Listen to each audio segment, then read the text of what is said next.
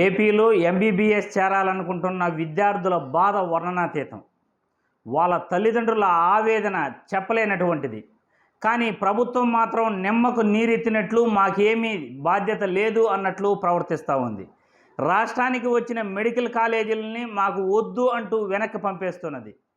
పక్క రాష్ట్రాలలో మెడికల్ కాలేజీలు మాకు వస్తే చాలు అని మెడికల్ కళాశాలలు తెప్పించుకోవటంలో వాళ్ళు విఫల ప్రయత్నం చేస్తుంటే, మన రాష్ట్రంలో మాత్రం ప్రభుత్వం మాకు మెడికల్ కాలేజీలు వద్దు అని వచ్చిన కళాశాలను కూడా వెనక్కు పంపించే ప్రయత్నం చేస్తున్నారు. అసలు ఈ ప్రభుత్వానికి బాధ్యత ఉన్నదా అని నేను ఈ వీడియో ద్వారా ప్రశ్నిస్తున్నాను.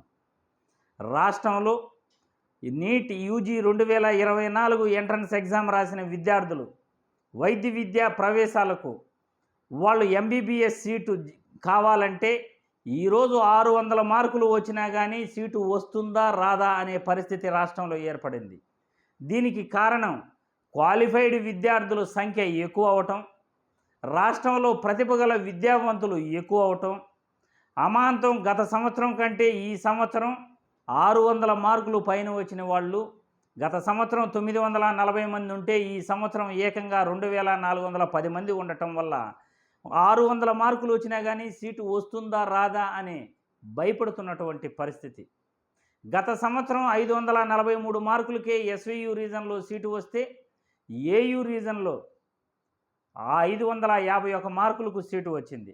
ఆంధ్రప్రదేశ్ రాష్ట్రంలో 2 రీజన్లు ఉన్నాయి. ఒకటి ఏయు రీజన్, 2 ఎస్వియు రీజన్ ఉంది. ఎస్వి యూనివర్సిటీ పరిధిలోని విద్యార్థులు, రాయలసీమ విద్యార్థులు మరియు నెల్లూరు జిల్లా విద్యార్థులు పోటీ పడతారు. ఒంగోలు దగ్గర నుండి శ్రీకాకుళం వరకు ఆంధ్ర యూనివర్సిటీ పరిధిలో ఏయు రీజన్లో విద్యార్థులు పోటీ పడుతుంటారు. రాష్ట్రంలో దాదాపు 6000 మెడికల్ సీట్లుంటే దాదాపు కూడా 36 మెడికల్ కళాశాలలు రాష్ట్రంలో ఉన్నాయి. మన పక్క రాష్ట్రాలలో తమిళనాడులో వచ్చేసి దాదాపు 10,600 సీట్లు మెడికల్ సీట్లు ఉంటే కర్ణాటకలో 11,600 మెడికల్ సీట్లు ఉన్నాయి. తెలంగాణ రాష్ట్రంలో 8,600 మెడికల్ సీట్లు ఉన్నాయి. కానీ మన రాష్ట్రంలో మాత్రం కేవలం 6,000 సీట్లు మాత్రమే ఉన్నాయి.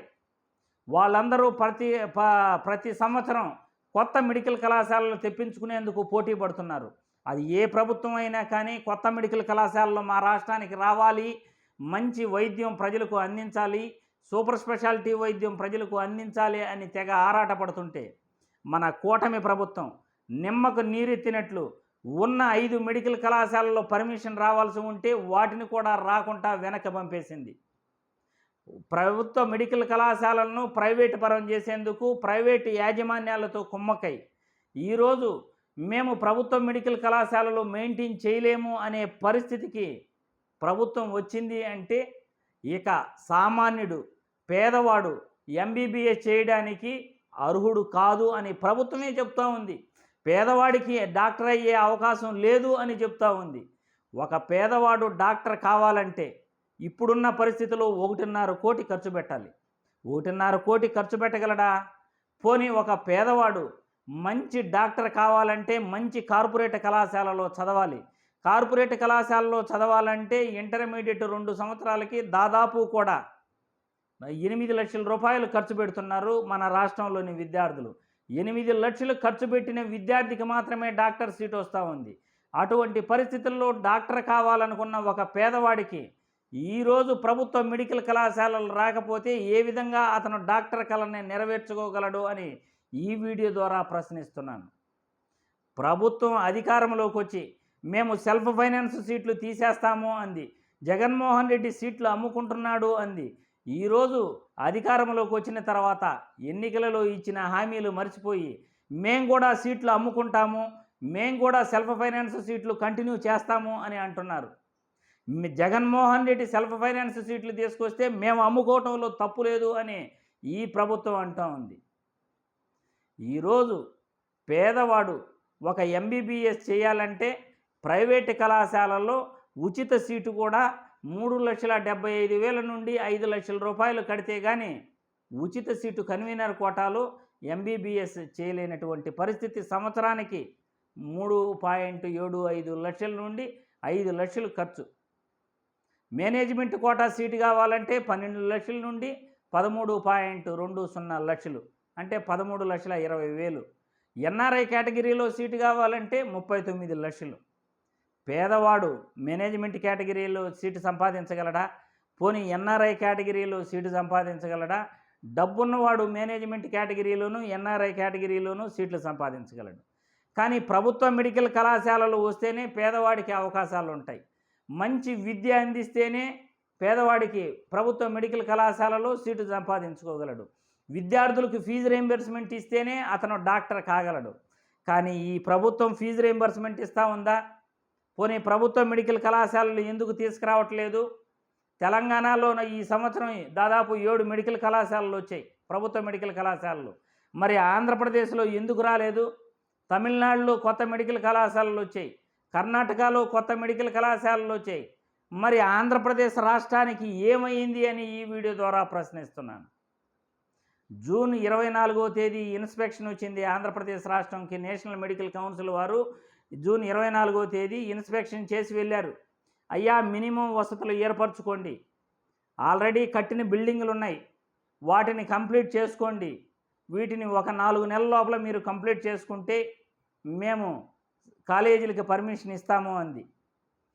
వాళ్ళు ఎన్ఎంసీ వాళ్ళు ఢిల్లీకి వెళ్ళిపోయిన తర్వాత ఈ మెడికల్ కళాశాలల గురించి జూన్ 24వ తేదీ నుండి పూర్తిగా మర్చిపోయారు. ఆగస్టులో మళ్ళీ రెండోసారి ఇన్స్పెక్షన్కి వచ్చారు. మేము మెడికల్ కళాశాలలను కొద్దిగా ఇన్ఫ్రాస్ట్రక్చర్ని ఏర్పాటు చేసుకోమని చెప్పాము, మీరు సైలెంట్గా ఉన్నారు. అంటే ప్రభుత్వ మెడికల్ కళాశాలలో రావటం మీకు ఇష్టం లేదా అని అడిగారు. వీళ్ళు సైలెంట్గా ఉన్నారు. అయినా కానీ పాడేరుకు మరియు పులివెందుల మెడికల్ కళాశాలలకు పర్మిషన్ ఇస్తే కేంద్ర భాగస్వామ్యం ఉంది కాబట్టి పాడేరుని యాక్సెప్ట్ చేశారు. కేంద్ర ప్రభుత్వం నిధులు పాడేరుకి ఇస్తుంది కాబట్టి యాక్సెప్ట్ చేశారు. కానీ పులివెందుల మెడికల్ కాలేజీ మాత్రం మాకు వద్దు, మేము మెయింటైన్ చేయలేము, మేము విద్యార్థులకు వసతులు ఏర్పాటు చేయలేము అని చేతులు ఎత్తేశారు. ఇదేనా ప్రభుత్వం పనితీరు? బిల్డింగులు అద్దెకి తీసుకుని కూడా మెడికల్ కళాశాల పర్మిషన్ వస్తే బిల్డింగులు అద్దెకి తీసుకుని మెడికల్ కాలేజీలు రన్ చేయొచ్చు. మెడికల్ కాలేజీకి పర్మిషన్ రావాలంటేనే ఇబ్బంది. ఒక జనరల్ ఆసుపత్రిలో 300 పడకలు ఉంటే పర్మిషన్ ఇస్తారు. ఈరోజు జనరల్ ఆసుపత్రిలో 300 పడకలు ఉన్నాయి. ఆసుపత్రి నిర్మాణం దాదాపు పూర్తయింది. పులివెందులలో, మదనపల్లి, ఆదోని, పెనుగొండ, మార్కాపురంలో మెడికల్ కళాశాలలో ఓపెన్ కావాలి. 5 మెడికల్ కళాశాలలో ఓపెన్ అవ్వాలి. కానీ 5 మెడికల్ కళాశాలలు కూడా పనులు ఆపేశారు.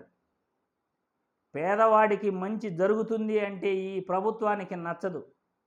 పేదవాడికి డాక్టర్ కావాలి అంటే ఈ ప్రభుత్వానికి నచ్చదు. ప్రైవేటు యాజమాన్యాలతోనే మెడికల్ కాలేజీలు మేము స్థాపిస్తాము, పీపీపీ విధానంతో ప్రైవేట్ రంగంతో మేము భాగస్వామ్యం ఏర్పరచుకుని మేము కొత్త మెడికల్ కళాశాలలో తెస్తాము అని ఈ ప్రభుత్వం అంటుంది. భవిష్యత్తులో ప్రభుత్వ మెడికల్ కళాశాలలు అనేటివి లేకుండా చేసే ప్రయత్నం ఈ ప్రభుత్వం చేస్తూ ఉంది. కొత్త ప్రభుత్వ మెడికల్ కళాశాలలు లేకపోతే పేదవాడికి వైద్యం అందదు. పేదవాడు వైద్య విద్యా కోర్సుల్లో ఎంబీబీఎస్ చేయలేడు. ఈ కష్టాలు ప్రభుత్వం ఎందుకు అర్థం చేసుకోవట్లేదు అని విద్యార్థుల తరఫున నేను ఈ ప్రభుత్వాన్ని ప్రశ్నిస్తున్నాను. అసలు ఏం జరుగుతూ ఉంది రాష్ట్రంలో? అధికారంలోకి వచ్చిన మీరు ప్రజలకు సేవ చేయకుండా ఎందుకు విద్యార్థుల్ని ఇబ్బంది పెడుతున్నారు? పునరాలోచించండి.